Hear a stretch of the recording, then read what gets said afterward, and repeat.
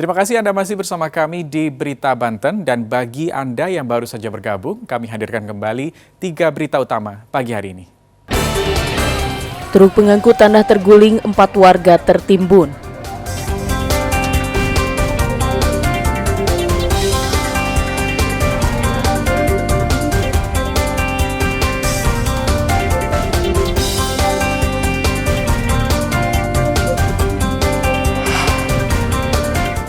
Menteri Sosial soroti kasus TPPO dan kekerasan seksual.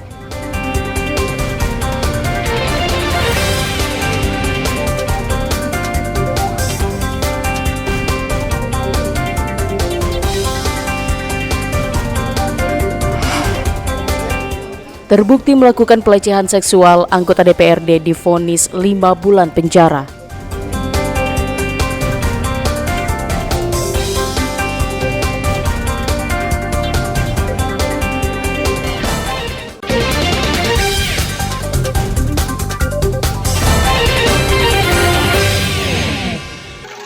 Kejaksaan Tinggi Banten telah meresmikan Rumah Restoratif Justice atau RJ di Desa Kanekes, Kecamatan Lewi Damar, Kabupaten Lebak, tepat pada wilayah Desa Adat Baduy.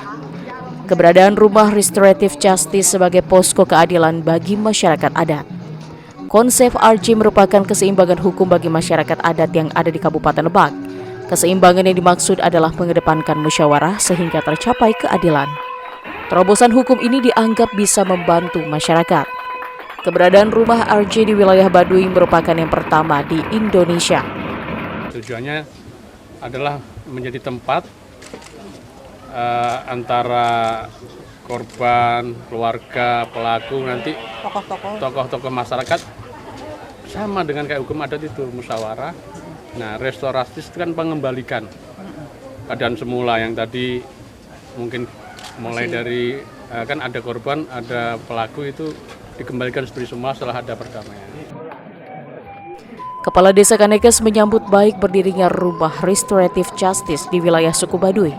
Keberadaan rumah RJ ke depannya diharapkan dapat memberikan manfaat bagi masyarakat Baduy dan masyarakat adat lainnya. Mudah-mudahan itu bermanfaat bagi masyarakat kami sebagai rajin-rajin teknologi. Terus Kak Jaro, ini nggak sih ada perbedaan itu antara hukum adat dengan keberadaan di Indonesia?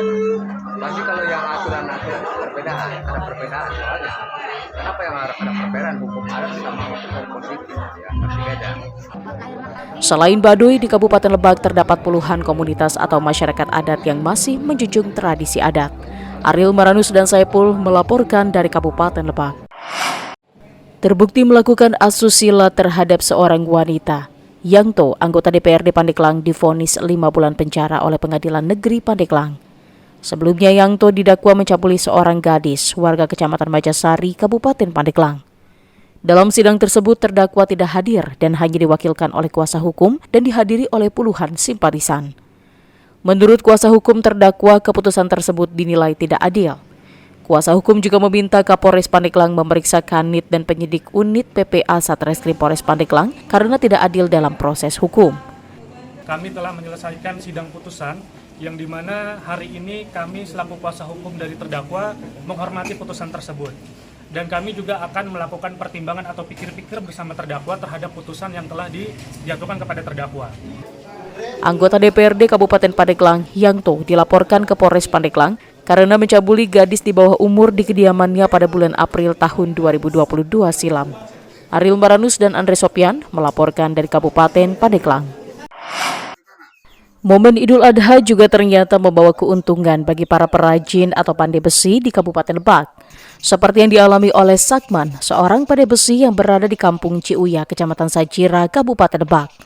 Dalam 1 pekan terakhir, permintaan golok dan pisau mengalami peningkatan daripada hari biasanya. Dalam sehari, ia bisa menjual 5-6 buah golok atau pisau. Padahal pada hari biasa, hanya dapat menjual 1 atau 2 golok saja. Perajin menjual mulai dari Rp200.000 sampai Rp600.000 untuk golok dan Rp100.000 sampai Rp200.000 untuk pisau. Golok yang banyak dipesan golok ukuran sedang yang biasa dipakai untuk memotong dan pisau yang biasa dipakai untuk mengguliti.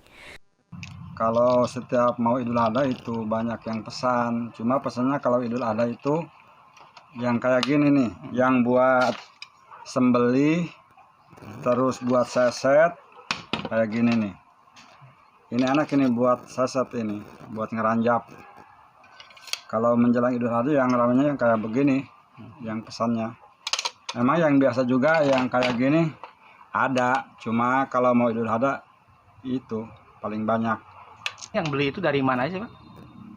Oh, banyak sih, dari jauh juga, kadang di online juga bisa. Oh, gitu. Dari online ya.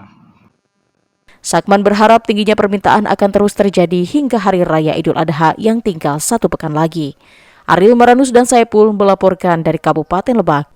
Ya, informasi tadi mengakhiri berita Banten pagi hari ini. Saya Rusdi Maulana mewakili kerabat kerja yang bertugas mengucapkan terima kasih, selamat pagi dan sampai jumpa.